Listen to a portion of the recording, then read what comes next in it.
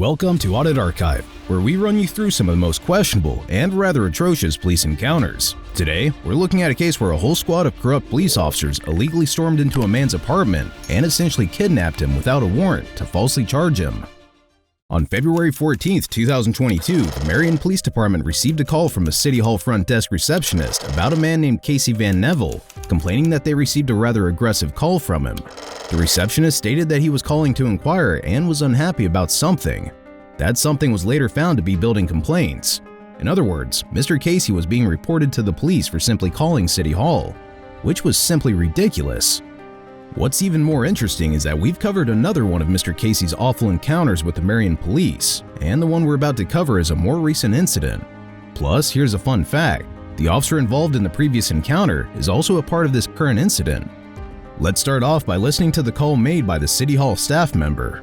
Hi, Alicia. Hey, how are you? I'm good. Better than you, it sounds like. Good old Casey back at it. Yeah, so Lisa in finance had gotten a call from the main line from him. She said that he was not making any sense. He was belligerent and asked for the city manager or the mayor. So she transferred him to me. Immediately flew off the bat, started screaming at me, swearing, says that somebody here at City Hall, one of our employees, is trying to hack his computer. Oh my gosh. Wants to know what we're going to do about it. He continued to swear at me, told me to do my job, so I told him I was hanging up on him, and now he won't stop calling.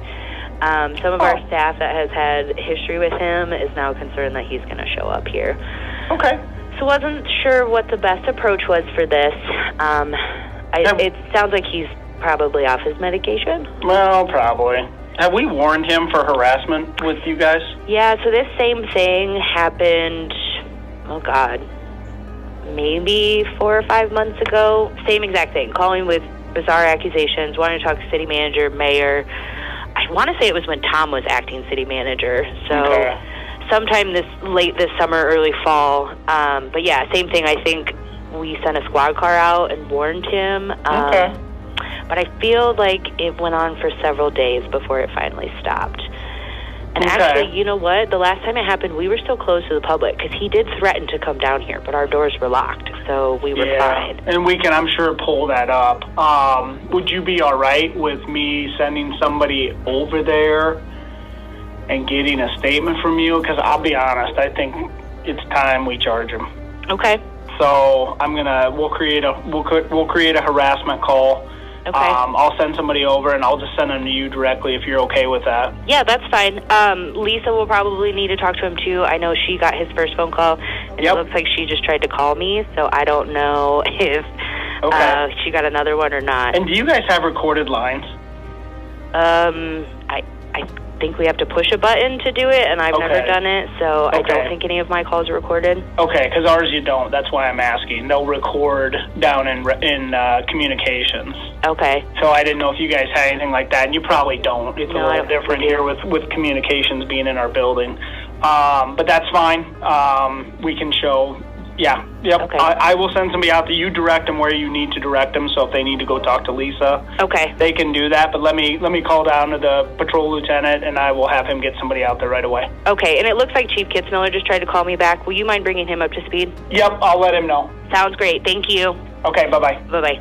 As we've just heard, the officer who picked up the phone immediately tried to insinuate that Mr. Casey was harassing them, and in his own words, it was about time they finally charged him.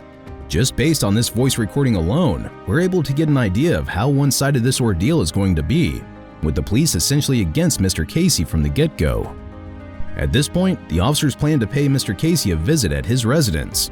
Note that they did not have any warrants for an arrest or a search. Bear this in mind as we begin watching the body cam footage.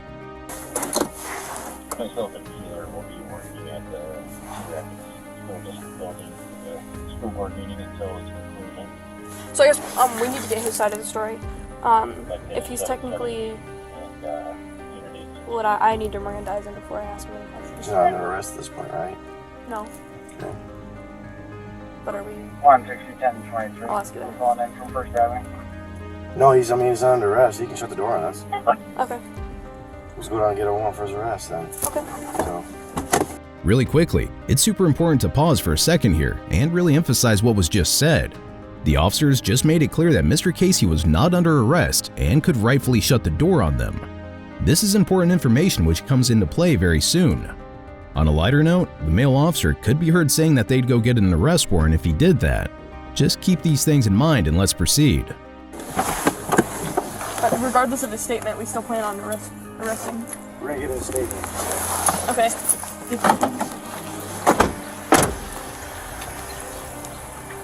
We're on camera, okay? We're live now. So any statement you make, if you're gonna make that statement, then you have to land that. Yeah. Okay. So we're gonna go up and get inside the story. And we're gonna go from there. Did you see the black man coming by you? No, I didn't. No? I went right by you guys.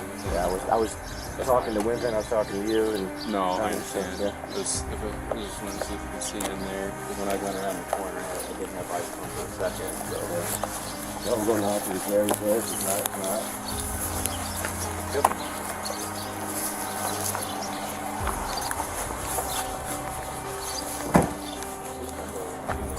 He's on the back side, I believe.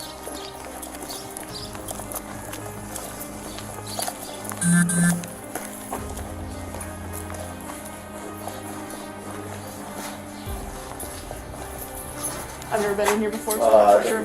Here.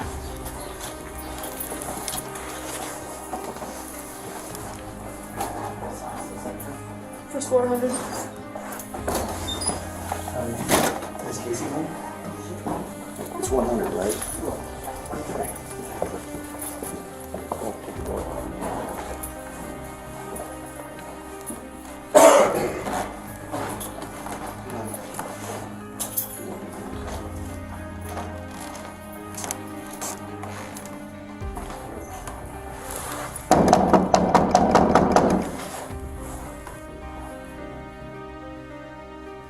Hey, Casey.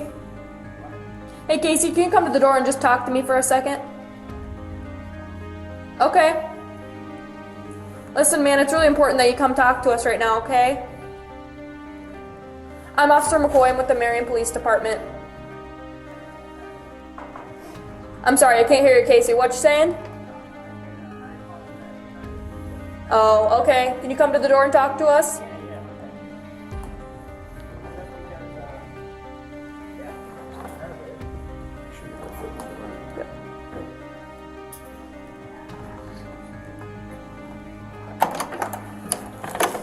Trying to call my bank. All right. Hey, Casey, would you step out and talk to us here for a second? No? Okay. And I need him to go. He's not gonna go anywhere, so. No. Hey! Come on. Hey! Step out here. Hey, dude! Step out here. Dude! Step out here. Dude! What the Hey, you're under arrest. Now get on the ground. fuck is going on? Get on the ground. Get on the ground. What is going on? You're under arrest For what? for harassment. Harassment on what? What? The city hall earlier today. Dude, I called the FBI, I called the U.S. Marshals, I called everybody. Well, that's brilliant. No What's wrong with City Hall? You've been warned not to harass them. Dude, that was a year ago and for false harassment. Put your legs in, Casey. You gonna win? Okay. Now, this outrageous footage brings up several crucial points worth highlighting, entirely exposing the officer's tyranny. First of all, and a very basic premise to be noted, is that the Fourth Amendment to the U.S. Constitution protects individuals from unreasonable searches and seizures conducted by the government. It states, the right of the people to be secure in their persons, houses, papers, and effects against unreasonable searches and seizures shall not be violated, and no warrant shall issue but upon probable cause, supported by oath or affirmation, and particularly describing the place to be searched and the persons or things to be seized. The fact that these officers forcibly barged into Mr. Casey's apartment clearly points to a clear violation of this right. Secondly, the U.S. Supreme Court has stated unequivocally that the Fourth Amendment demands that police officers who enter a dwelling, with or without a search warrant, must knock on the door and announce their identity and purpose before attempting forcible entry. Generally, exceptions to this rule come into play when knocking and announcing would be dangerous or futile, or if it would inhibit the investigation of a crime. But in this case, none of the officers initially announced their presence. They simply knocked on the door and waited until Mr. Casey had to ask who it was. Lastly, let's not forget what the officers initially discussed. They made it very clear that Mr. Casey couldn't be arrested just yet, and could even shut his door on them, which he did, but the officers decided to throw his rights out the window and arrest him. Let's continue watching. Holy. Let's go and jump up. Wow. Jesus Christ. We're gonna apply charges for harassment and unfair official. You want shoes, Casey? I'd like to not be harassed. Okay. Hey, Casey? Yes, shoes at least. Holy fuck. We'll get you shoes. Jesus Christ. Look, Holy, look what at is me with for- the listen to me for- aggressiveness? Okay. Hey, listen to me for just a second. You gonna listen to me for a Nah, minute? dude, they're arresting me for harassment. Nah, dude, they're arresting me for harassment, dude. Wear your This guy's shoes. already arrested me illegally, and I beat him in court a year ago for him lying in court, for Where him are- arresting me for standing in public. And now all of a sudden I Where gotta are go deal your with you shoes? guys again? Thanks. Where are Wow. your shoes? You grab them, please. Casey, I'm gonna What search the you at this fuck? point. Do you have anything on you I need to be aware of? Don't touch me. I don't give you No, I'm going to You're getting search you. searched. Fourth Amendment right. well, it has nothing to do with the Fourth I don't Amendment. give. Hey, is your badge? You're getting searched. Alright, Dude, alright, that's the way it is. You're under arrest. Dude. Your seizures I are don't done. need to touch my. You don't need to listen. I do actually. No, you don't. So you need to read the law a little bit more. It's happening. You're under arrest. Dude, you still push my door open and tackle me. No, you open the door and you tried shutting it on You us. dipshit. You stepped in We're there. not talking, okay? Yep. It's not worth engaging with them at this point. Alright, we're going. Let's go. At this point, Mr. Casey was apparently placed under arrest for harassment, which was a trumped and baseless charge that the officers just came up with based on the City Hall receptionist's complaint. According to Chapter 804, Section 7 of the Iowa Commencement of Actions, it stated that a peace officer may make an arrest in obedience to a warrant delivered to the peace officer and without a warrant, 1. For a public offense committed or attempted in the peace officer's presence, 2. Where a public offense has in fact been committed and the peace officer has reasonable ground for believing that the person to be arrested has committed it, 3. Where the peace officer has reasonable ground for believing that an indictable public offense has been committed and has reasonable ground for believing that the person to be arrested has committed it, 4. Where the peace officer has received from the Department of Public Safety or from any other peace officer of this state or any other state or the United States an official communication by bulletin, radio, telegraph, telephone, or otherwise informing the peace officer that a warrant has been issued and is being held for the arrest of the person to be arrested on a designated charge. Clearly, none of this can be used to justify this arrest, meaning this was a false and unconstitutional arrest. Another subtle point to mention as learned from the footage is that there had been a complaint about harassment last year, which was allegedly a false one, and it appeared that the officers were quite familiar with Mr. Casey for this reason. One could assume that this current ordeal was out of retaliation and maybe a grudge from the past.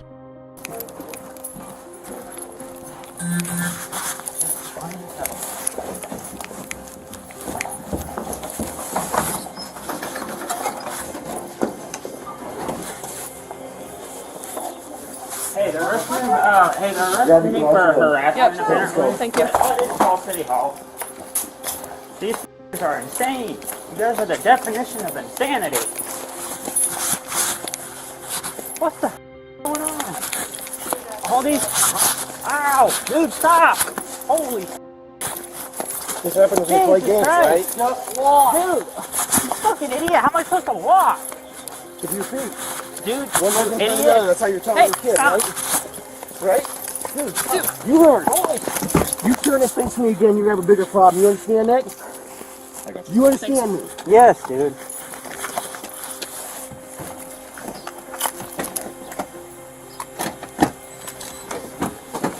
One leg in front of the other. Sit down.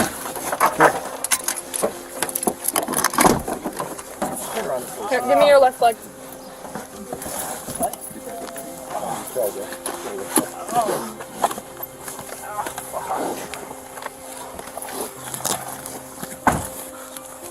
Good? Yeah. Let's go to the door. As we've just seen, the officers who were escorting Mr. Casey down to the patrol vehicle clearly retaliated against him. It was blatantly personal at this point. They were dragging him along at a rather fast pace and even pushed him up against the patrol vehicle because he wasn't strolling along. Now, time for some science. Bear in mind that it was discovered that swinging your arms while walking definitely does have a purpose. Like many other bodily functions, it occurs because it's the most natural and efficient way to walk. In other words, swinging your arms while you walk helps to reduce the total amount of energy it takes to walk. Considering that Mr. Casey was in cuffs and being forced to jog to the patrol vehicle, it's no surprise that he wasn't able to keep up. The act of pushing him against the patrol vehicle with such aggression easily constitutes an excessive use of force. Under Section 804.8, it stated that a peace officer, while making a lawful arrest, is justified in the use of any force which the peace officer reasonably believes to be necessary to effect the arrest or to defend any person from bodily harm while making the arrest. In this case, Mr. Casey certainly didn't do anything that would leave the officers with no choice but to pin him to the patrol vehicle. The only reason I held you from getting back into that mix is because you get two big guys and you'd have disappeared in that, okay? You had it under control. I know you wanted to get into that mix, but you would have just been more riding the wave than you would have done anything else. So that's the only reason I pulled you back, because you had a sergeant and him in there, so I was like, let him do it. Yeah, okay. You had fun last night. Yeah, you're right. Yeah. Alright. Good job, guys. Thanks. So, I guess what I'm wondering now is, do we still want to grab a statement from him? So no, we're not talking to him. Okay. I'll explain everything later on. Okay, that's, yeah, perfect.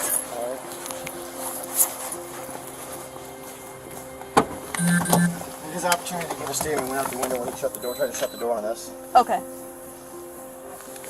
That makes sense. Well, that certainly didn't make sense. The male officer literally just implied that Mr. Casey was arrested without even hearing his side of the story, which is outrageous because that was the entire purpose of driving up to his residence. And even still, after arresting him for no valid reason, they didn't want to hear his side because the deed was done. In simple words, these officers got a call from a receptionist who claimed Mr. Casey harassed them and blindly went up to his apartment to arrest him. Any logical individual would understand that he obviously didn't commit harassment simply by calling a public place of business with an actual purpose. What's worse is that you will soon learn that he was being booked for a ridiculous number of charges. We'll book him, we'll get him in there to the county, and then we'll finish the complaints, and then you'll ask one for interference. Perfect. So.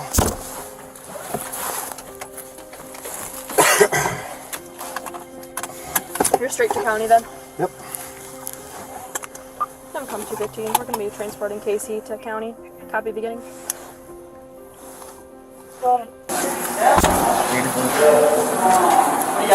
Hey. Listen here, lady. I already said something about this before. Yeah. I'm sorry. Kevin's not.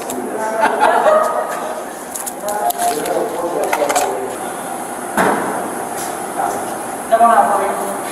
What's going on with you tonight? You take something? You sure? This is your normal take? What are the charges? 12 counts of harassment, third, and interference with official acts. 5 counts of harassment, third, and interference. Alright, we're going to go check that. How are you doing today? Good, how are you? I'm good. On the way back. What hurt? Oh, you're not. I think it was 12, 14. 14. No shit on the skin. Yeah. Like It's big. What's his last? Yeah, he stinks, man. Smelly guy. Yeah. His house got his big bugs, just so you know. Put him on the back.